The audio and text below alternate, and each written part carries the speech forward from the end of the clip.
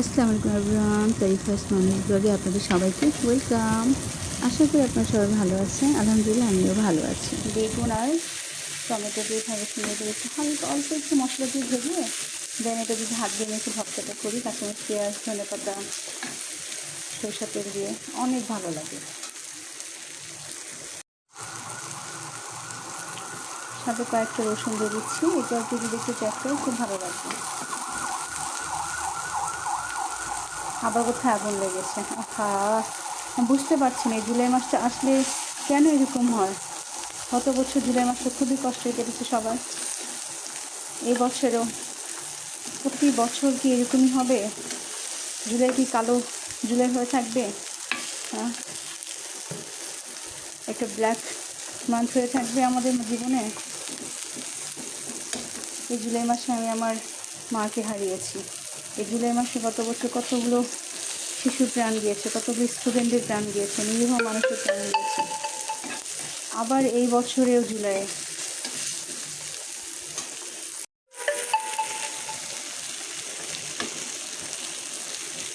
আমার বেগুনগুলো ভাজা অলমোস্ট শেষ।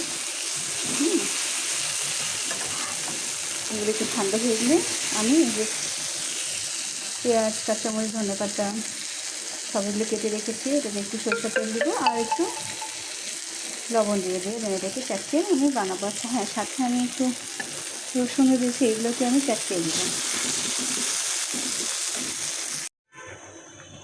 আচ্ছা, আমার এটা প্রায় শেষ। আমি এটাকে জাস্ট মাখাবো। আচ্ছা, আমি করবোটা কি, আমি এইটাতেই পেঁয়াজ, কাঁচামরিচ, ধনেপাতা এগুলো দিয়ে মাখাবো, কারণ এটাতে যথেষ্ট পরিমাণ তেল আছে, অনেক তেল আছে, সরষের তেল। যেহেতু আমি সরষের তেল দিয়ে ভেজেছি, তেলটা রয়ে গিয়েছে। সো আমি এটাতেই মাখাবো যখন এটা একটু ঠান্ডা হয়ে যাবে। আর আমি যখন কুক করি, আমি এই যে আশেপাশে আমার সব এই যে সিনারিগুলো দেখি, আমার কাছে খুবই ভালো লাগে কিচেন থেকে এই বাইরের সিনারিগুলো দেখতে।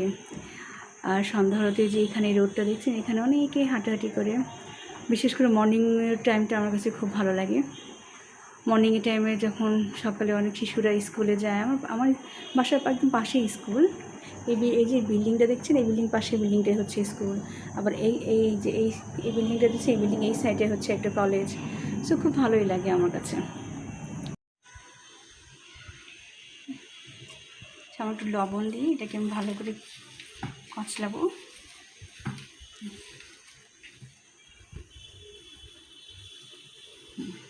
এটা দিয়ে যে রসুনগুলো আছে, রসুনগুলোকে যেটা আমি দিয়েছিলাম কত সুন্দর মতন গলে গিয়েছে।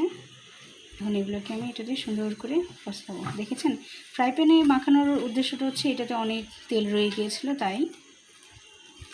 সো আপনারা এইভাবে বেগুন ভর্তা করে খেতে পারেন, খুবই টেস্ট হয় এটা।